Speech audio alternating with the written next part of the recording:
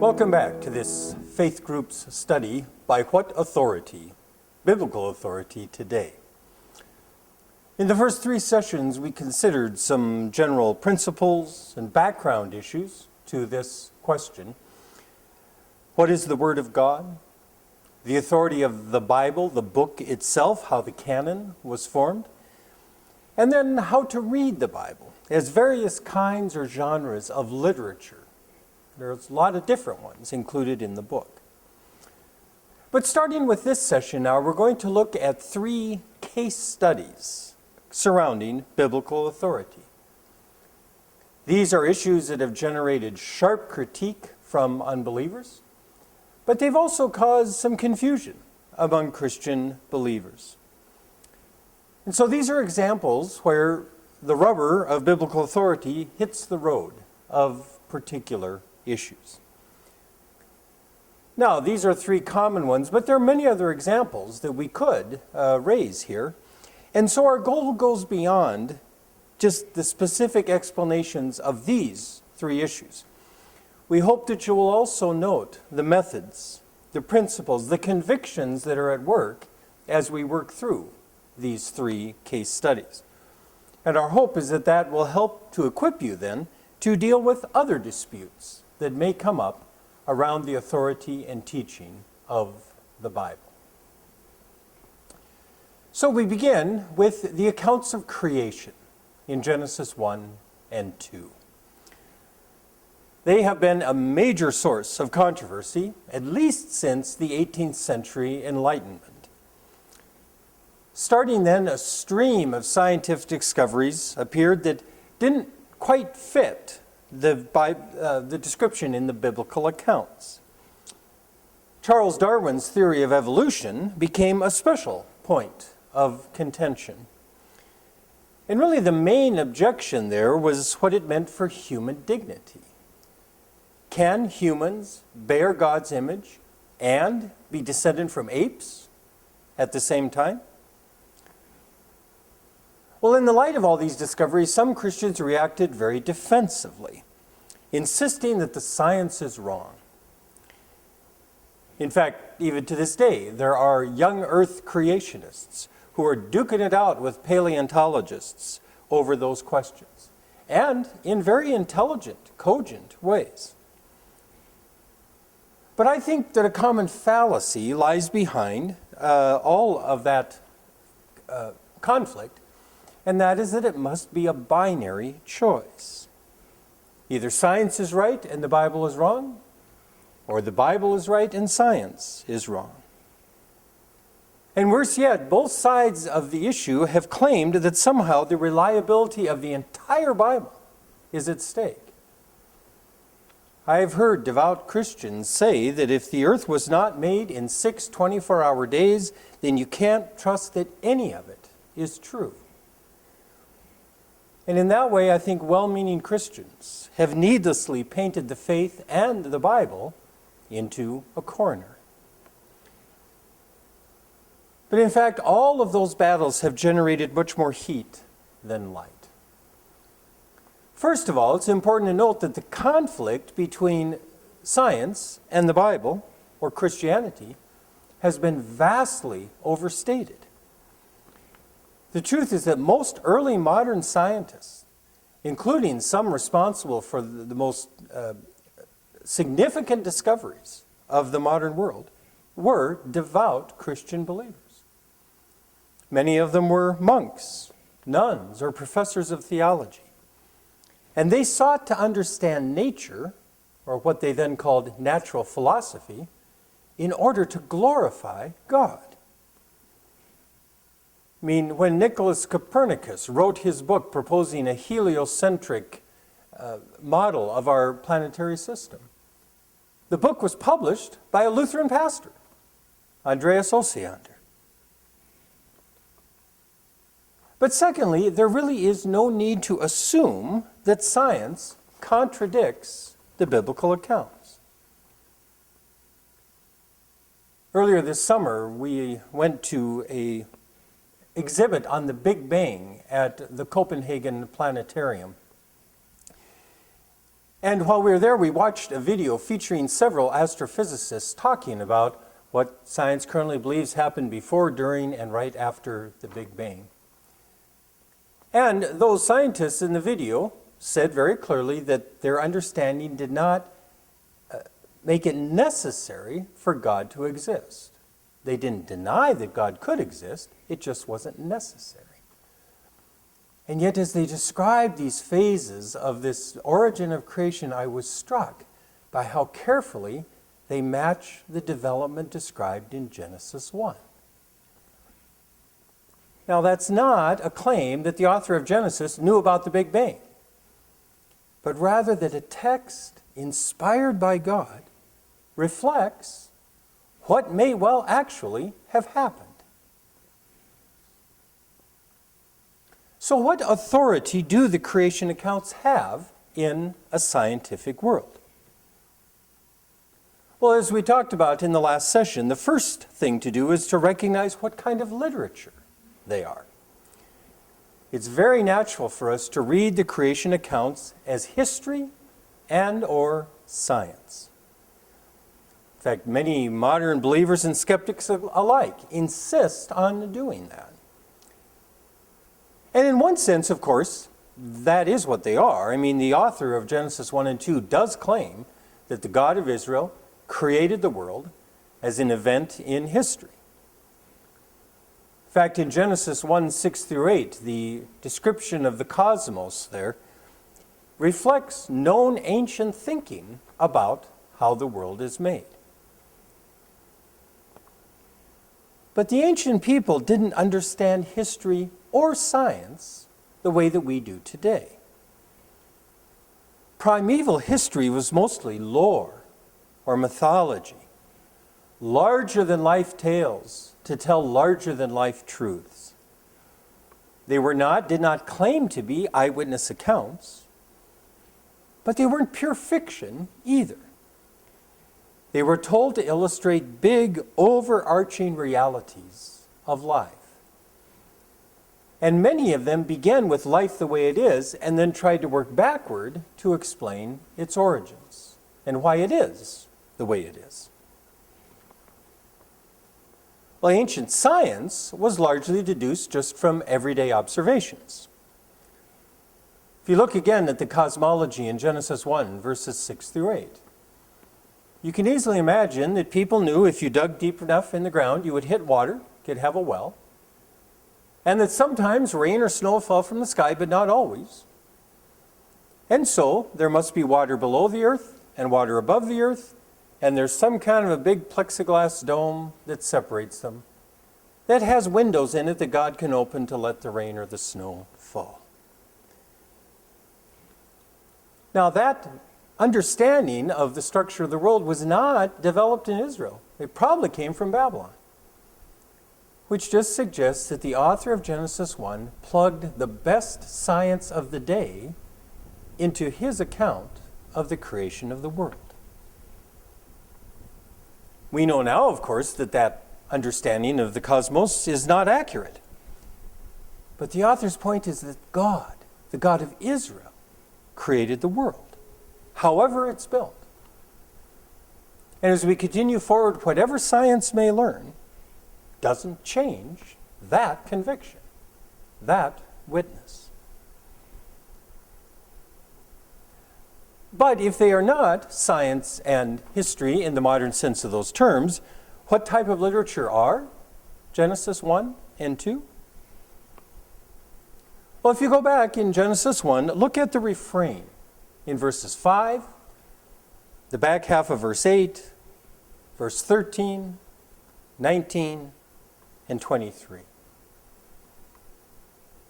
What does that refrain sound like?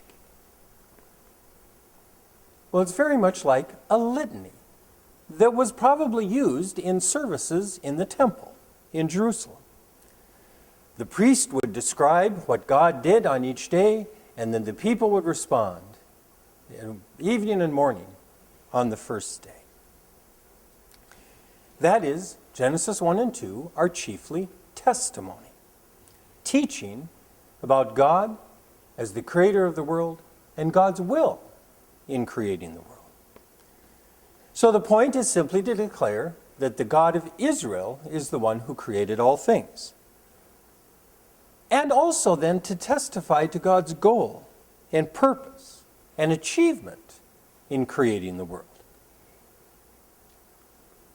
And what is that testimony about God's will for creation? Well, the main one is that God created the world according to a plan, in harmony, and goodness, and order. We know of other ancient accounts of how the world was created, but they all suggest that creation resulted from war among the gods, from chaos and violence and struggles for power. And they also say the only purpose of creation is to serve the gods in whatever ways they want. Well, in contrast to that, Israel said no, the creation was orderly. And one example of that is how the 6 days of creation are laid out in Genesis 1.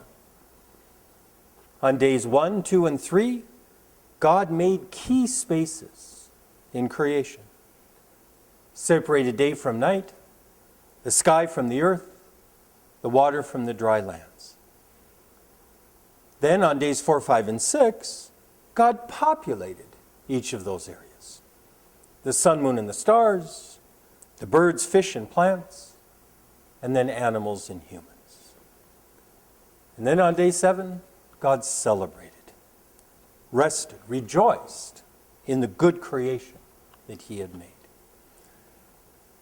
And so it testifies that God's goal is to create, sustain, and revel in life in an orderly, harmonious, planned way. But another testimony is how Genesis 1, 3 through 5 says that God created light on the first day, but it's not until verses 14 through 19, the fourth day, that it says God created the sun, moon, and stars. Well, the ancient Israelites surely knew that there couldn't be light without the sun. So what's the point of that? Well, it's not ignorance, but a battle against idolatry. All of Israel's neighbors worshipped the sun and the moon and the stars as gods. But Genesis 1 says, no, they're created works. They're things that God made in order to serve creation. In fact, the author notably omits giving a name to the sun and the moon, so that there's no possibility of treating them as divine beings. He just calls them the greater light and the lesser light. So the witness is that God himself is the creator of light, which gives life to the world.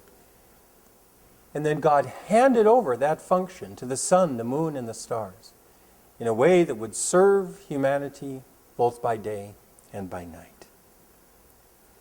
So the message is theological. It's a confession of one God as creator with a definite purpose in mind. Or thirdly, and crucially, both Genesis 1 and 2 assert that human beings have tremendous dignity and importance. We are the center and the crown of creation. We've been given dominion to care for it. If you notice again in Genesis 1, on days 4 and 5, as the population of creation begins, it starts as far away from humanity as it possibly can, and then works ever closer until finally humans become the center and the crown of creation. And this leads to a significant difference in how Israel understood their relationship to God compared to the pagan nations. Pagans thought they had to bribe and cajole their gods and go overboard just to get their attention to do what was needed. But the God of Israel chooses to care, to provide, and to love. The God of Israel is trustworthy. His love is steadfast.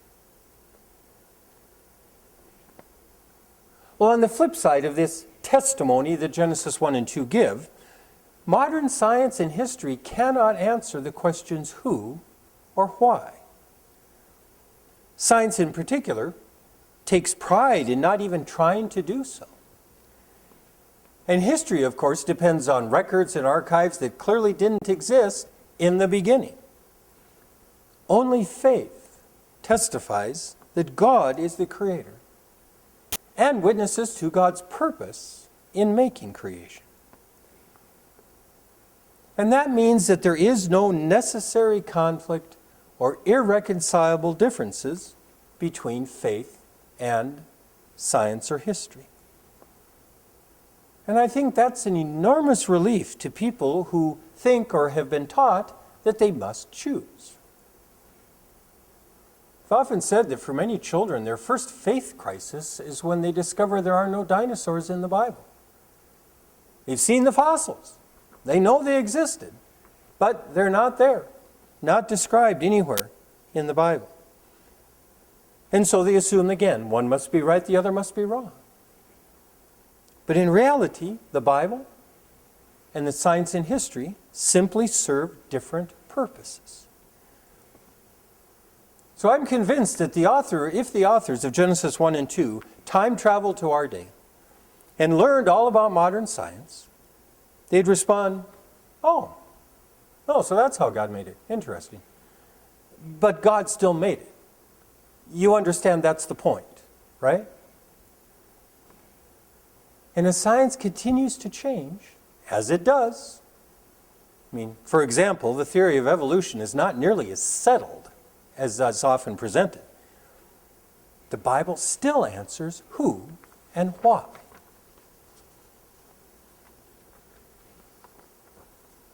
Then to close, there is, I think, one more obvious question here as we deal with the creation accounts. If Genesis is simply testifying to God as creator, why are there two quite different accounts of creation? Well, we're pretty sure that ancient history was told orally by storytellers, one generation to the next, long before anything was ever written down. And in that process, Israel witnessed to creation from two different perspectives. Genesis 1 is the litany, the majestic account of the whole cosmos, starting in the beginning when there is nothing until the seventh day of rest. Genesis 2 is a story told with warmth and even humor. It pictures God at work, sleeves rolled up, in it up to his elbows, as he's making first the man out of the earth and then the rest of creation. In fact, in Genesis 2, God creates the world around the man in a kind of trial and error. And you sort of imagine at some point Adam saying to the good Lord, love the cows, dogs are great, but they don't engage in a lot of conversation. We're just not there yet. And then at the end of the chapter, when God creates the woman and brings her to man, Adam cries out, "At last! God, you finally got it right. Took you long enough." There's almost a sense of humor in the way that God slowly works out creation around the man, around the human, in order to make it work just right. So it's clear that the author of Genesis had a number of different sources at hand. And in our modern way of thinking, we would be very worried about which one was right and which one was wrong. And we'd have to investigate and figure out which one to choose.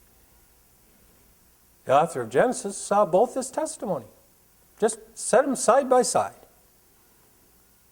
Because the meaning, the witness, is what matters, not the details. And the author saw both of them as faithful testimony to God's purposes in creation. As modern people, we tend to be obsessed with facts and names and numbers and places and dates and times. But these texts declare great truths that exceed mere facts. And you see a similar method elsewhere in the Old Testament. There are two accounts of Noah and the great flood that are woven together. There are three different accounts of how Saul became king of Israel. The point is the testimony about what God is up to, not the finer details of the story. And so, in Genesis 1 and 2, with the two accounts of creation, it's much more important to pay attention to the similarities rather than the differences. Again, with our modern way of thinking, we tend to pounce on the differences, but note the similarities. In both cases, the God of Israel made the world from scratch. In both accounts, humans are the crown of creation. Both witness to the goodness of being male and female. Both include God's call to exercise dominion over the earth, or in Genesis 2, for Adam to work and till the garden, even before they rebelled against God in sin. Both show God just reveling in life, in the joy of having created life. It's a variety, it's beauty, it's abundance. And so the authority of the Scripture, its testimony to the truth about God and His will for the world, endures right alongside history and science. Not in conflict with them, not in a battle to the death, but they exist together. The trouble starts when we read the Bible to learn how and when, or we look to science and history to understand who and why. When each one stays in its lane, the conflicts disappear. And God is honored as creator and owner of creation.